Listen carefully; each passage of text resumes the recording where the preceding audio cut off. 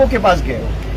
भाई 3000 वीडियोस जिसके पास है, जिनके महिलाओं के ऊपर, जिनके कारण महिलाओं का जिंदगी बर्बाद कर दिया है, कोई आके कह रहा है कि भाई मुझे गन पॉइंट पे रेप किया है, इससे शर्मनाक क्या हो सकता है?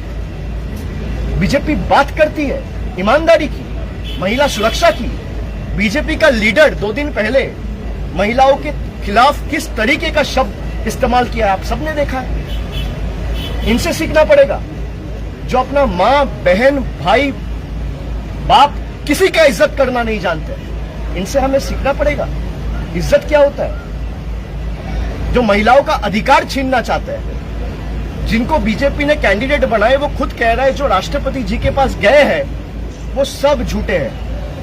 ये बीजेपी के लोग कह रहे हैं, आप उनसे सवाल करो। मैं तो खड़ा होकर आपका सवाल का जवाब दे रहा हूं, आप सवाल तो करिए उनसे।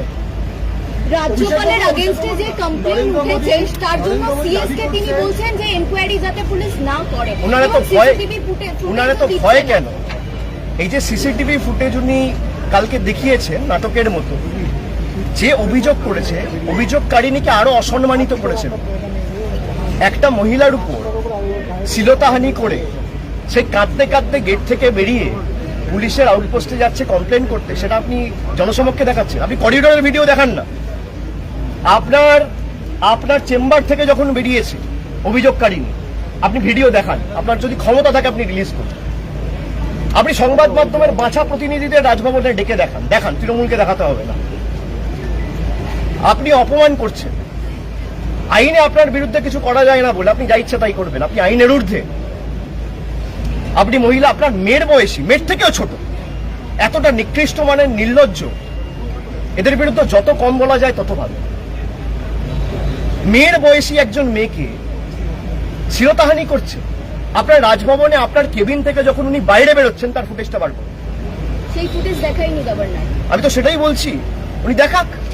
আমার বিরুদ্ধে যদি কোনো অভিযোগ ওঠে আমি তো পুরোটা জনসমক্ষে আনবো, তাই নয় কি? যে আমার বিরুদ্ধে কিছু হয়েছে বা আমার দপ্তরে কিছু হয়েছে, আমি খালি মেন গেটের ফুটেজ কেন দেবো? আমি তো করিডোরের ফুটেজ দেবো, রুমের ফুটেজ দেবো, সিঁড়ির ফুটেজ দেবো, সব জায়গায় দেবো। তবেই তো যে আমি ঠিক বলছি বা আমি যে দাবিটা করছি তার সত্যতা প্রমাণ হবে।